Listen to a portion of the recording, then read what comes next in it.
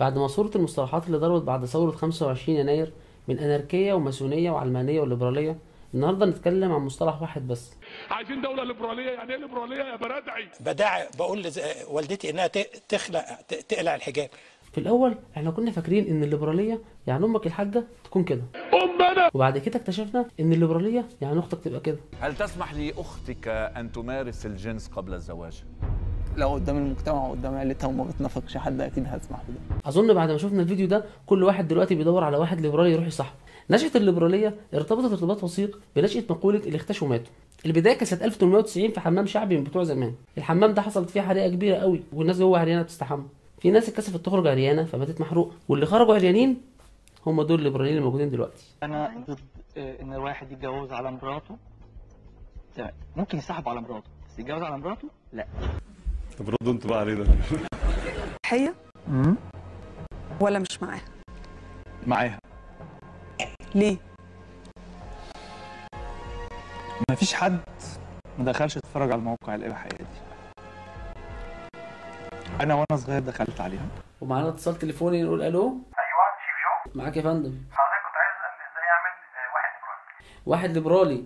المقادير: واحد شعره طويل منكوش، عدد 2 حظاظة، باكوين لبان. حضرتك عايزاه ليبرالي مصري ولا؟ أيوه مصري. يبقى حضرتك هتحط البهارات بتاعته 4 معالق سب دين، ولا مش عارف ايه، والطش في الناس واسجن الناس واطلع دين الناس. إيه أطلع دين الناس دي يعني؟ معلش. معلش.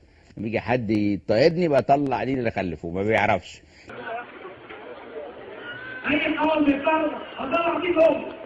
إيه رأيك؟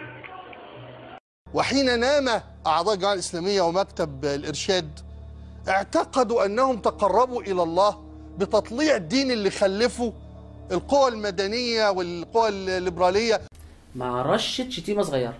تجربتكم متخلفة بنت 60 كلب. وهرد عليهم بلغتهم بس اللي هي بقى ليها مضامير راقية: أولاد القحبة إن حظيرة خنزير أطهر من أطهركم. الليبرالي متدين بطبعه. بنقول لا للدستور عشان احنا عاوزين الشريعة. حاولنا نجيب اي رد تاني للبرادعي ما لقيناش غير الرد المعتاد. يا واد يا مؤمن، يا واد يا مؤمن.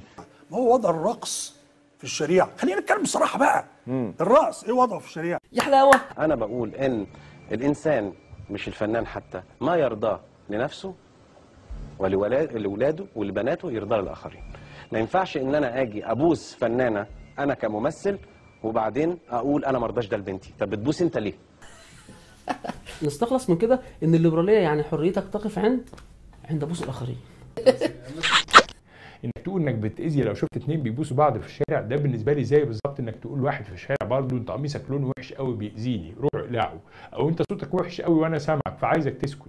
لا، ده قميصي انا مش عاجبك ما تبصش عليه، وده صوتي انا مش عاجبك ومش عايز تسمعه روح اقعد بعيد، ودي تصرفاتي انا، فانا اللي احدد هي اخلاقيه ولا لا، وكمان احدد انا اصلا عايز التزم بمساله الاخلاقيه دي او حتى الحلال والحرام ولا مش عايز.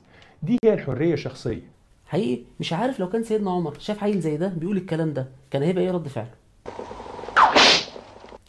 سيبك من كم الانحراف والانحلال اللي عند الليبراليين اللي احنا شفناه من شويه. انا شايف ان ثبات العقيده وفهمهم الصحيح للدين يغفر لهم اي اخطاء. وثلاثي الله الدين الوطن مرفوض. ايه دخل الله بالسياسه؟ ايه دخل الله بالسياسه؟ ما تكلمنيش بقى في الكلام الفاضي بصراحه. هطبق الحدود امتى؟ ده مش ده. وإن كنا نتحدث نحن وبأمانة شديدة عن مدنية الدولة المصرية، فالدولة المدنية لا دين لها.